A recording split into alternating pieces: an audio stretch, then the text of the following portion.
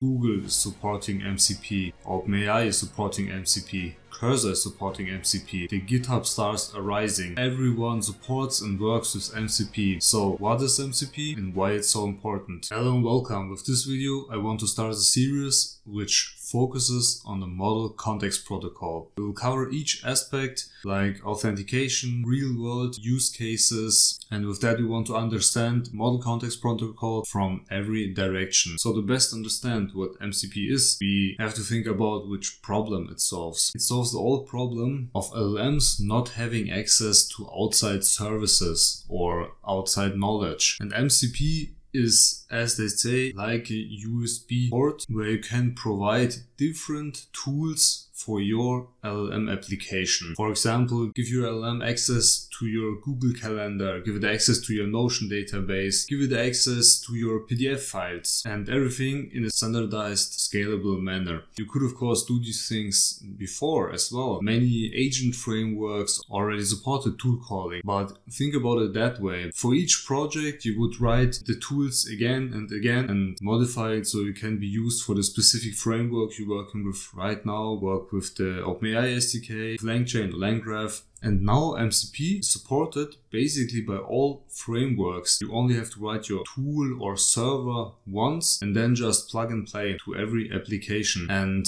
many servers are already written for you. For example, AWS integration, Brave Search, access to Google Drive, Google Maps, and many more. Now looking at this picture, you can basically think of it as you're having your MCP client, which is basically your Python program. Could also be Cursor or Cloud Desktop, and it's connecting to an MCP server which runs on your computer and accesses some resource. This resource can be a remote API. For example, it can connect to your Google Calendars, or it can access your database with your PDFs or your Notion database. Now, the first thing I have thought to myself, the first question came up: why would you need to use this if it's on your computer anyways? Then I can use the other tool integrations which are already provided from the framework I'm working with, like LangChain. And here comes the big thing. MCP supports different communication protocols. So you can have the standard IO transport for local deployment or HTTP transport. And with the HTTP transport, you can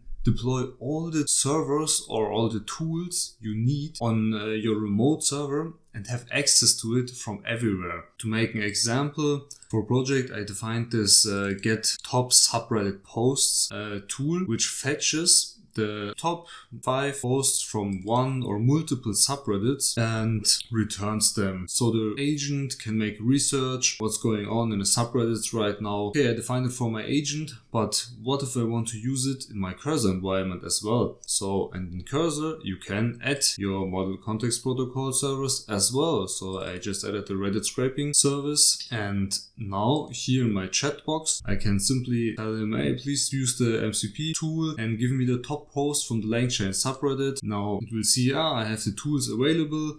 Okay, let's run the tool, and it's calling the subreddit LangChain. There we got our result with the title, the body, the URL, the comments. Now this is right now running locally, but we could also deploy it on a server, add authentication, and I will show you these aspects in further videos. And then when I'm on my laptop on the road, I could also access these tools since they're on a server, and I can communicate with them to the SSE HTTP protocol. So you're basically decoupling the tool or resource part from your actual LLM application, which makes it very flexible since you can use multiple different applications, your Python code, your Google SDK agent, your Cursor environment, and use different servers. Use the ones already defined by other people, use the ones you define yourself, and also have it scalable in that manner. So that's it for this video. I hope you understood the importance of the Model Context Protocol, why you should use it or learn it. And in further videos we will set up our own servers, we will set up servers